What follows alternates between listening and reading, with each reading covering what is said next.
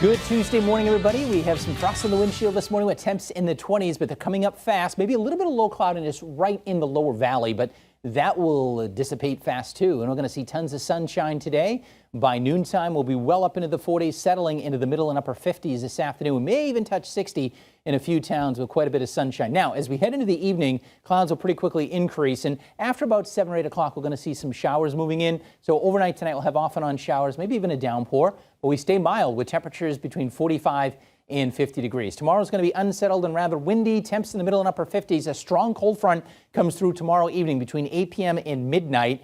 That's when we have the potential to see some strong, gusty, perhaps damaging winds overnight tomorrow night. That precipitation ends maybe as a touch of wet snow.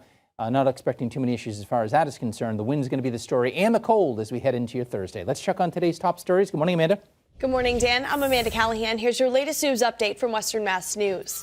One person is dead after a shooting on Bay Street in Springfield. That shooting happened just before 4 p.m. yesterday. When police arrived, they found a man with a gunshot wound who then died on the scene. No further details about the shooting have been released. The Springfield Police Homicide Unit is investigating. Class is back in session in Southwick after a week-long break for students. Their return comes after several racially charged bullying allegations came to light by one black regional school student. Officials at the school spent most of yesterday in assemblies where they had an open dialogue with students about race. In a statement sent out by the superintendent and principal last night, it said, quote, the creation of an anti-bullying action committee made up of various stakeholders will be created to help achieve goals.